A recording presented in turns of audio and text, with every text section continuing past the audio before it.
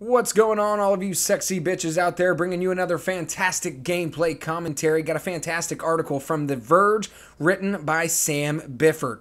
Time is money, and Destiny, the Taken King, wants both. Destiny's biggest expansion yet makes a play for your wallet and your life. Once again, this is in Sam's words. This is his article. Fantastic article. Just thought I'd share it with you guys. Let's just go ahead and fucking get right started. I played Destiny for something like 130 hours, and I still don't know why it's called Destiny. The threadbare storyline is beside the point, though right now, the more intriguing Destiny is that of the game itself. Billed as the next major franchise from Halo creators Bungie, it's hard to remember a new property making its debut with such fanfare and landing with such a mixed reaction. Destiny launched to nonplussed players, bemoaning its repetitive structure and perceived lack of content. There was this expectation, as the studio made Halo, that we were going to deliver something very similar, says Bungie marketing manager Eric Osborne.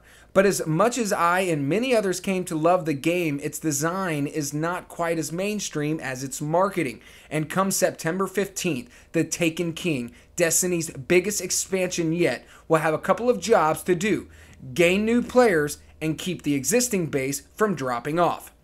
Despite its FPS exterior, Destiny is not a game that you're meant to complete and put back on the shelf. It's more like an MMO without the subscription fee. And since you don't pay that fee, Bungie and Activision's job is to hook you into an addictive loop, convince you to keep playing, and ultimately sell you additional content. There are great games that last an hour, says Osborne. There are games like ours where you play it and it becomes a hobby. Over 20 million people have now played Destiny, and of those who picked it up at launch, the average playtime sits at 177 hours, according to Osborne.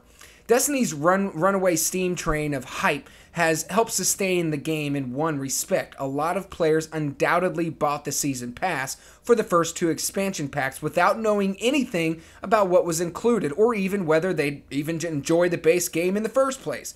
While those expansions, December's Dark Below and May's House of Wolves, have been relatively minor in terms of actual content, they each did enough to the game's underlying systems to keep players coming back. But if you bought the season pass in advance, of course you were going to check out these expansions. The issue facing Bungie is that 1 year into Destiny, the studio now has to go back to all of its players and ask for more money. The Taken King will cost you around $40, twice as much as each previous expansion. New players can get a bundle with everything to date for $59.99.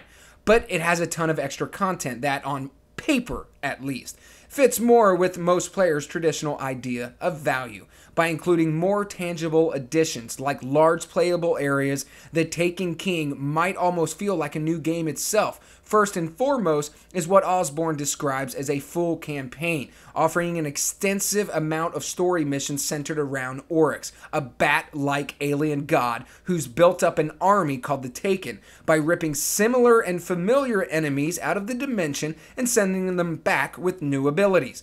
When matched with the original Destiny base game and both of its expansions for a total of $60, The Taken King will offer far more than the original release did at the same price last year. If you're interested in Destiny but have been holding out so far, this will be the time for you to jump in.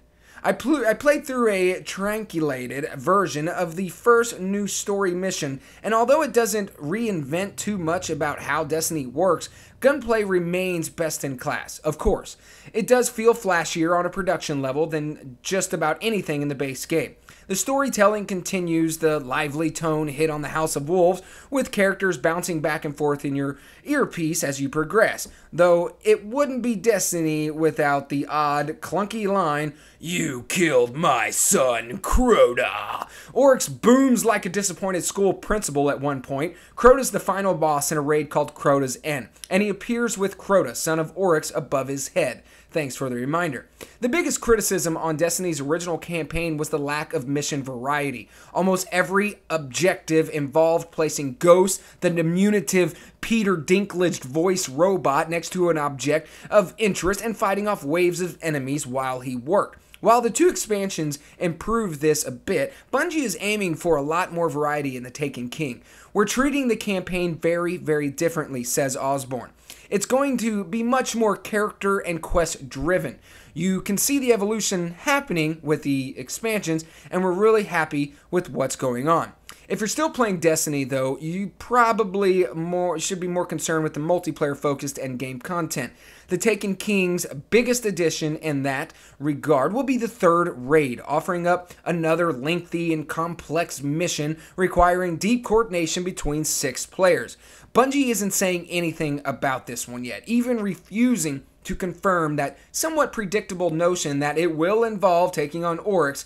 He's the central threat, Osborne says. Your goal is to stop him, so I think it would make some sense if he were to appear in the raid, is how Osborne answered with a coy response. The nature of the raid will play a big part in how the Taken King is received among Destiny players. The original game's Vault of Glass still stands up as one of the most audacious and original examples of FPS design around, whereas the Dark Below's Crota End is more straightforward and somewhat less revered. Both raids have valuable items that don't ever drop elsewhere. So dedicated players often go through each raid multiple times in 1 week, and by the time the Taken King is released, there won't have been a new Destiny raid for almost 9 months, so expectations from a lot of gamers are really, really high. Another major addition in the first new character subclasses since Destiny's release. I played through the E3 demo with all 3. The new Titan subclass is called Sunbreaker, and its headline features a super attack that lets you throw flaming hammers. Hunter gets a subclass called the Night Stalker, which has a shimmering purple bow that fires bolts of void light capable of pinning enemies to a single spot. And my personal favorite was the hilarious Stormcaller Warlock subclass, which sees you flying around horizontally with powerful lightning crackling out at your fingertips like an unholy marriage between Superman and Emperor Palpatine. The expansion will also come with new strike missions and multiplayer maps, along with big new areas to explore. But just as important as the content is how Bungie will handle Destiny's underlying systems and the rollout of new gear. The Dark Below upset many players, for instance, by introducing a punishing method for boosting items to the new, more powerful standard. Just bringing a single weapon up to par could require hours and hours of grinding and weeks of hoping that your upgrade would randomly go on sale. House of Wolves won praise for rolling much of this back, but that's not to say that Bungie thinks it's a hit on the right formula. Quote, "We are absolutely going to make some changes as we go forward," says Osborne. The last thing I would describe Destiny as is static. We have a lot of great ideas based on learnings from the first year. The Taken King feels like it could be a semi-sequel of sorts, designed as to its propel Destiny into another year. But is this a game that can survive beyond that, or will Bungie feel the need to start afresh with a Destiny 2? We're really perceiving it now in the terms of years, says Osborne. We've got year 1 under our belt. The Taken King's going to kick off year 2, and we think we've got a good head of steam, and then beyond that, we're going to figure out the rest as we go. Any Destiny sequel would have to work out a way for players to keep their characters. Activision has already hinted as much. Quote, "One of the very important things for us in the game is player persistence. The idea that I'm building a character and my time is valuable because I'm contributing to the legend that I'm creating in this world. So we never want to lose that," says Osborne.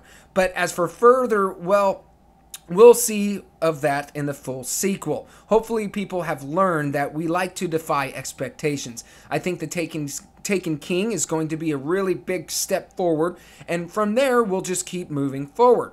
But will Bungie be able to entice those who didn't bite the first time? That may depend how well the Taken King is received when it launches on September 15th. If you guys enjoyed this gameplay commentary, you guys know what to do. I don't have to explain it. Take care, have a great day, sleep well, all that happy horse fucking shit. Take it easy and peace the fuck out.